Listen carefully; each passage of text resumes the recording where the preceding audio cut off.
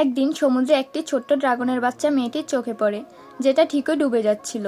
সে দ্রুত তাকে পানি থেকে তুলে বাঁচিয়ে ফেলে, কিন্তু সে জানতো না এই ছোট্ট ড্রাগন কোনো সাধারণ প্রাণী নয়, বরং বহু পুরনো সময়ের এক যুদ্ধ দেবতা। কেউ যেন তাকে দেখতে না পায়, তাই মেয়েটি ড্রাগনটিকে একটি বড় ঝিনুকের ভিতরে লুকিয়ে রাখলো। যখন সে সেই মিষ্টি ড্রাগন শিশুটিকে শান্তিতে ঘুমাতে দেখলো, তখন তার মন আনন্দে ভরে গেল। ড্রাগনটিকে দ্রুত সুস্থ ও বড় করে তুলতে মেয়েটি তার প্রাণীতে কিছু জাদুকরি পাথর রেখে দিল।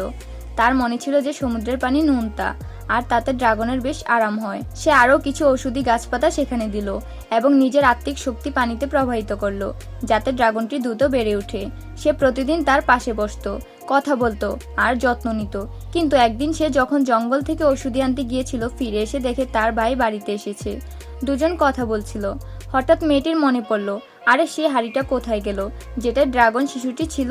সে তৎক্ষণাৎ জিজ্ঞেস করলো, ভাইয়া তুমি কি আমার টেবিলে রাখা সে হাড়িটা দেখেছো? ভাই বলল, হ্যাঁ, ওটার মধ্যে তো কিছু সবজি আর নুন ছিল, তাই রান্নাঘরে বসিয়ে দিয়েছি। এটা শুনে মেয়েটির মুখ একবারে ফ্যাকাশে হয়ে গেল। সে দৌড়ে রান্নাঘরে ছুটে গেল আর স্বস্তির নিঃশ্বাস ফেলল।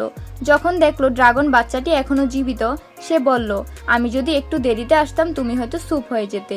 ভাই যেন কিছু বুঝতে না পারে, তাই পরের কয়েকদিন সে চুপচাপ ড্রাগনটির সঙ্গে সাধনা করে সময় কাটালো। আর ভাইটি বাড়ি থেকে বের হওয়া মাত্রই মেয়েটি দ্রুত রান্নাঘরের দিকে ছুটে গেল। আর যা দেখলো তাতে সে বিস্ময়ে স্তব্ধ হয়ে গেল। সেই ছোট্ট ড্রাগনটি এখন মানুষের রূপে তার সামনে দাঁড়িয়ে আছে। তো এরপর কি হবে জানতে হলে ভিডিওতে লাইক করে চ্যানেলটি সাবস্ক্রাইব করুন।